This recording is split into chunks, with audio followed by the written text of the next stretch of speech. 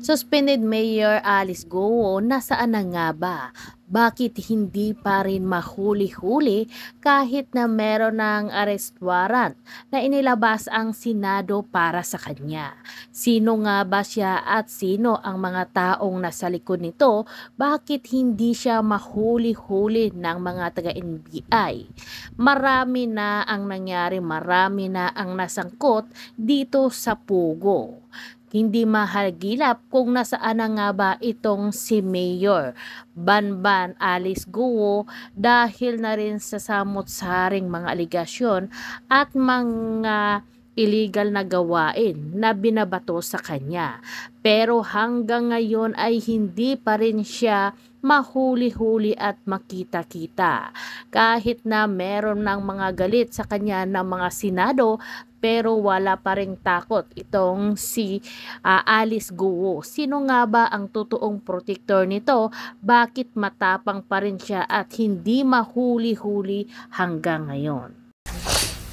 Sir, mag-Alice ko Yes, ma'am. Sir, until now, no, wala naman clears na susuko, hindi pa rin siya na-aresto, pero parang medyo naglaban pa siya kasi nag-post siya sa social media na sinasabi niya hindi naman siya yung pinakamalaking problema ng bansa. Bakit tila fixated daw sa kanyang ilang senador?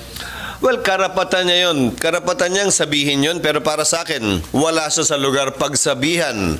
Sino mang miyembro ng Senado kung ano ang prioridad sa isip nila at ano ang dapat nilang hindi maging prioridad. Siyempre, siya yung tinatamaan, siya yung naaatake dito sa isyong ito. Siyempre, unawain natin, pagtatanggol niya palagi yung sarili niya.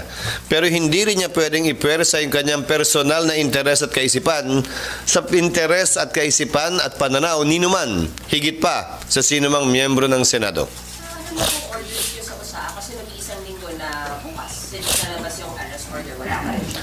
Well, nung nakaraang mga araw pa na makipag-coordinate na sa NBI, makipag-coordinate sa Philippine National Police, alalahanin ninyo, ang OSAA ay hindi naman mga pulis at investigador.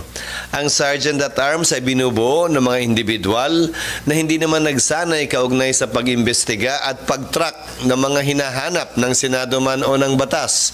Kaya ang tanging armas na gamit nila ay koordinasyon sa law enforcement agencies. Pero hindi naman nag-iisa si Alice Go kaugnay sa warrant of arrest na inisyo ng Senado. May mga outstanding warrant nga na inisyo ng korte na mismo na hindi pa nga napapatupad din ng NBI man o ng PNP. So, isa lamang siguro ito sa listahan ng dapat trabuhin pa ng PNP, NBI at ibang law enforcement agencies natin. At hindi tayo nagkukulang sa pagpapaalala sa kanila kaugnay ng trabahong dapat nilang gampanan. Pero anong comment niyo, sir, na parang wala talagang balak sumuko or magpa-aresto si Alice Go? May dapat ba siyang ikatakot? Well, may prinsipyo sa batas na flight is evidence of guilt. Ang kawalan ng kagustuhang sumuko at voluntaryong magpakita at sumagot sa mga simpleng katanungan, bagaman hindi sa pinapwersang umamin, ay pagpapakita na marahil ay may tinatago siya, may iniiwasan siya, at meron siyang mga katanungan na ayaw sagutin o harapin. Alalahanin ninyo, hindi ito warrant of arrest para sa ikulong at parusahan kaugnay sa isang ginawang krimen. Ito'y warrant of arrest para tiyakin ang kanyang pagdalo sa pagdinig at sagutin ang mga katanungang ipupukol sa kanya ng mga miyembro ng Senado habang ginagala yung kanyang karapatan na i-invoke yung kanyang Bill of Rights kaugnay sa right against self-incrimination and right to remain silent. Sir, can you share yung view po ni Senator Win na may possibility na nakalabas na si Alice Go ng bansa using her Chinese passport? Well, hindi ako magugulat pero dagdag kapabayaan na naman yan kung sakasakali sa Bureau of Immigration kung nangyari nga yan. Bagaman walang whole departure order pa sa ngayon na iniisyo ang korte laban sa kanya, siguro naman dapat may impormasyon ang ating Bureau of Immigration kung siya nga ba'y nakalabas na ng bansa gamit man ang kanyang Philippine o ang kanyang Chinese passport. Pagpapakita yan, hindi lamang ng kapabayaan kundi negligence kung sakasakali ng ating Bureau of Immigration. Sugpo na... Sorry, nag-Bicol ako. Galing lang ako Bicol. Dagdagan ko na rin. Sa Bicol kasi sugpon eh. Dagdagan ko na rin. Itong mga investigasyon sa Pogo pinapakita ang tila kapalpakan ng ilang mga ahensya ng pamahalaan. Pangunahin na dyan, nabanggit ko na nitong nagdaang araw, ang Philippine Statistics Authority. Paano nga ba nakakapagpaproduce ng mga birth certificate na hindi naman pala totoo ang mga nakalagay doon? Importante at mahalaga to. Dahil ang ating government ID, ang ating passport, nakabase lahat yan sa birth certificate. Kung hindi pala natin pwedeng pagkatiwala ng birth certificate, paano na yung ibang mga government identification cards na ini-issue natin? Dapat malinis yan, matanggal kung anumang sindikato meron dyan, at tiyakin na may check and balance tayo sa PSA. Sa panahon ng AI, walang dahilan para hindi pa nila matunton at mapigilan anumang uri ng pamimeke sa loob ng ahensya nila mismo. At ang pangalawa ay ang Bureau of Immigration and Deportation. Bakit? Sa dinami-dami ng illegal na pogo na na-raid, karamihan ng mga nahuhuling Chinese nationals na nandun ay illegal aliens na. Pumasok bilang mga turista, walang hawak na work permit, meron man ay nag-expire na. Bakit tila wala silang kaalam-alam o ginagawa kaugnay nito? At kung hindi pa i-raid yung illegal na pogo, hindi pa nila malalaman na may ganun. Maganda rin malaman mula sa Bureau of Immigration and Deportation. Ilan nga ba yan? Ilan nga ba ang inisuhan nila ng work permit kung sakasakali? At panghuli, magandang tingnan na rin yung tila disjoint sa pagitan ng DFA at ng Bureau of Immigration. Sa sistema natin ngayon kasi, ang visa ay ini-issue ng iba't ibang konsulado sa iba't ibang bansa sa mundo. Hindi naman Bureau of Immigration na nag-i-issue niyan. Walang karapatan mag-issue ng work permit ang DFA sa pagkakaalam ko. So lahat ng ini-issue nilang visa sa iba't ibang konsulado sa iba't ibang parte ng bansa, kabilang na ang China, ay puro tourist visa. Bagaman ang intensyon ay magtrabaho dito. At ang ginagawa ay nagpapakonvert na lamang ng visa dito sa pamamagitan ng BID. Pag hindi nila ginawa yon, apparently, there is no information sharing between the DFA and the BID with respect to the number of visas they've issued and how long the visa is for each and every individual that they issue a visa in favor of in that particular jurisdiction or consulate. At kulang ang ahente naman ng BID para naman i-monitor yung milyon na dayuhan na inisyo ng visa ng pamahalaan. Idugtong ko na. Dahil puro tourist visa ang ini-issue ng pamahalaan sa iba't ibang konsulado, tama pa ba at accurate pa ba yung data natin sa Department of Tourism? Dahil syempre, ang basihan nila yung visa ang ini-issue. Kung ang intensyon naman pala nung ini-issue ng tourist visa ay magtrabaho, dapat ba nating ihiwalay yung tourist arrivals na binibilang natin at yung mga magtatrabaho dito na ini-issue at nagpa-convert ng working visa? Para mas accurate, para naman mas tama, mas angkop yung datos natin at nang mas kumpleto rin ang pagpaplano natin. Sorry kung mahaba. Sir, pa-clarify lang. Sir, ang intindi namin, sabi ni Senator Lisa, kapag naglabas ng arrest order, matitrigger na yung paglabas ng HDO. But you said wala pa rin HDO until now. Ano? Sanila. Text kayo sa ako. Sa pagkakaalam ko, ang pwede lamang mag-issue ng whole departure order ay husgado. Walang kapangyarihan ng BID, Bureau of Immigration, mag-issue ng whole departure order. Ang pwede lamang nilang i-issue ay lookout order. Ang ibig sabihin ng lookout order, look. Tapos pagpa-out.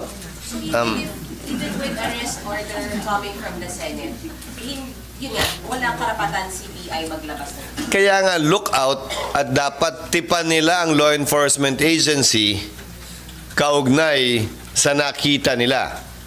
Pwedeng i-delay yung kanyang departure dahil nga may mga question at tanong at mabigyan sana sila ng sapat na oras na makipag-coordinate sa law enforcement agencies para ma-effect yung warrant of arrest. But that is not the equivalent of a whole departure order that will literally authorize the Bureau of Immigration not to allow the departure of a passenger. Ngayon, ang magandang tanong, bakit pa makakaalis yung may lookout order samantalang yung walang lookout order na pinrofiling lamang nila, pwede nilang i-offload? Hindi ko alam ang sagot sa tanong na yon.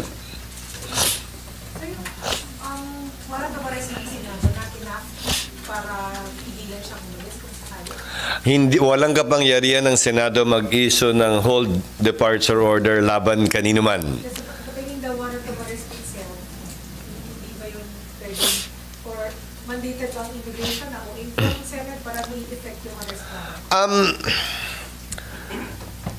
Walang ganong uri ng batas sa ngayon.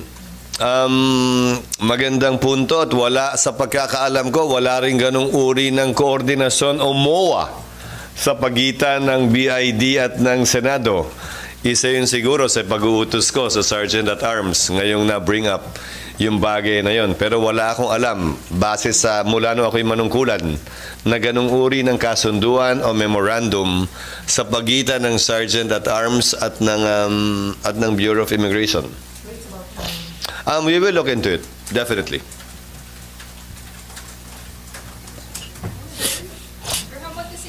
Mga senator, sabi po ni Senway, nakausap na rin daw niya. Actually, nakausap niya ako kaugnay sa seguridad na hiningi niya nung siya bibisita sa ilang pogo hubs na illegal. Partikular, kung naalala ko ng tama, nung siya nagpunta sa Banban, sa Alabang Bayon, at saka sa Porac. Pero kaugnay ng dagdag na seguridad mismo ng senador. Ulitin ko, ang OSAA ay hindi binubuo ng mga pulis o sundalo na may VIP security training.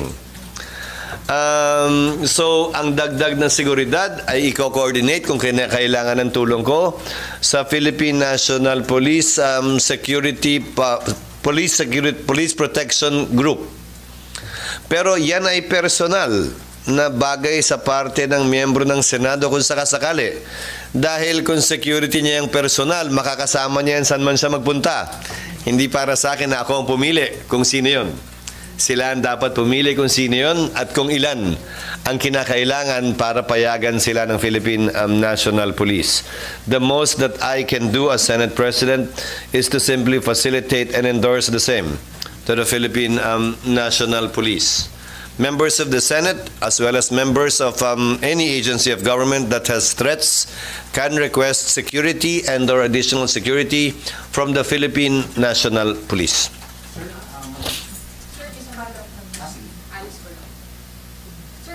Yes, ma'am. Sir, on that, Narinig naman, okay na. Sir, on Nancy Gamo, sabi po kahapon ni Senator Win, hindi siya keen on letting her go kasi baka hindi umattend sa next hearing. Ano pong I leave the matter to Senator Risa and to Senator Win. That's why I referred her letter to them. They were the ones that recommended the issuance of a warrant and detention. I signed the warrant, and any change in that disposition would have to be recommended by them again. That is my position. And I do not want and I will not exercise my discretion without the input or recommendation from the members of the Senate and chairman who is handling the committee that so recommended the issuance of a warrant. Sir, you said the other day, sir, tingin nyo pwede naman siyang pauwiin? Hindi tingin ko. Sabi ko, ang desisyon ng chairman, desisyon ng committee yan kung sakasakali. Hindi para sa akin na pagpasahan yun. I will always defer to the recommendation of the member of the Senate in charge of the particular investigation. Mas nasa tamang lugar at posisyon siya para alamin at malaman kung anong dapat gawin. Hindi ako. Sir, ano update po pala dun sa nabanggit na before na review dun sa rule na bawal yung gadgets? Ginagawa na namin ngayon. Hopefully by next week, malabas na namin yun. Of course, we would have to get first the opinion of the other members of the Senate. The rules were issued without being consulted to any member of the Senate, as I recall, being in the Senate for 14 years. I think these rules even antedated my being a senator way back in 2007. So we will do the proper and right thing, route this, and get the opinion of the other members before we finalize it. Sir, yung office din, or sino po yung mismong... The Office of the Senate President is the one that's authorized to issue through memoranda, rules and regulations with respect to incarcerated or detained individuals by virtue of the warrants of arrest issued by the Office of the Senate President. Pero sir, kayo, your opinion or of the position na pwede naman? Oo, hindi naman kulungan to. In fact, sila'y nilalagay sa isang kwarto. In fact, ang hinanapan ko pa ng paraan sa labas ng Senado, meaning sa facility ng Senado, dahil kapag sa loob ng facility ng Senado, kahit sa bagong building, ay patay ang aircon ng weekend. So, kailangan nasa struktura sa labas. Hindi naman pwedeng walang hangin kapag Saturday, Sunday at Monday to Friday lang. So, kasama yon sa aming ginagawa na rin ang solusyon at resolution. Alis ko po. Yung Senate building na. Sir, doon pala sa ethics complaint pala na, sir.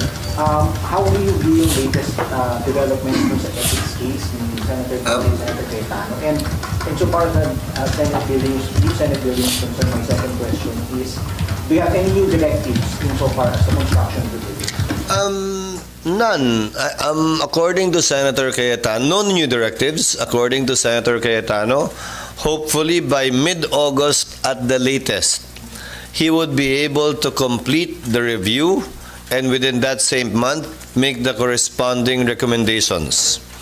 Ipagbibigay alam namin yan sa mga miyembro upang kunin din ang kanilang opinion at pananaw. Kabilang na at ang pinaka-importanting bahagi doon, yung halaga para matapos at makumpleto na yan at yung timetable kung kailan kami tunay na makakalipat na ng buong buo at hindi hulugan.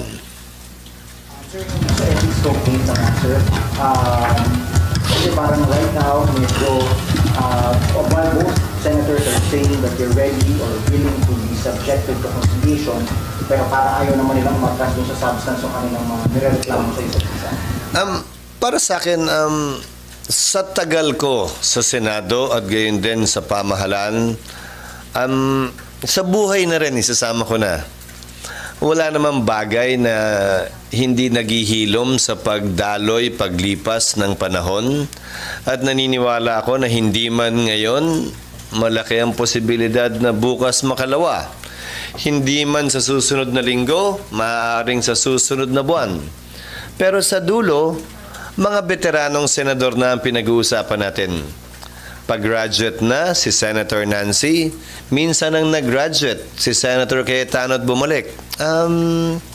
Sanay sila sa ganitong uri ng mga sitwasyon, pero alalahanin din natin na tao sila, may damdamin, hindi robot at makina, na naaapektuhan din ng tulak ng kanilang mga nararamdaman at damdamin. Importante at mahalaga, hindi lamang para sa akin bilang tagapangulo ng Senado, pero sa parte din ng ating mga kababayan na unawain at tanggapin yan. Ganda ng mga picture niya. Thanks. Especially Monday opening na, ano yung mga priority? Dahil mag-profile sila ng COC sa October. Medyo mahati yung mga senador. Actually, hindi ko pa nagagawa yung talumpati ko. Isa yan sa mga gagawin ko pagkatapos ng press ko na ito. Isa yan sa mga bagay na ilalahad ko. Pero para sa kaalaman ninyo, halimbawa, meron na lamang kaming 70 araw ng sesyon hanggang matapos itong third regular session ng kongresong ito. Hanggang 2025, that means when we adjourn sine die. Kung ilang beses man kami makakapag-sesyon ng Huwebes, may karagdagang 23 araw yon sa kabuuan ng 93 days. So, sisikapin namin na mapunuan yon ng pagpasa, pagtalakay, pagdebate, pag-ayos at pagpasa in that order.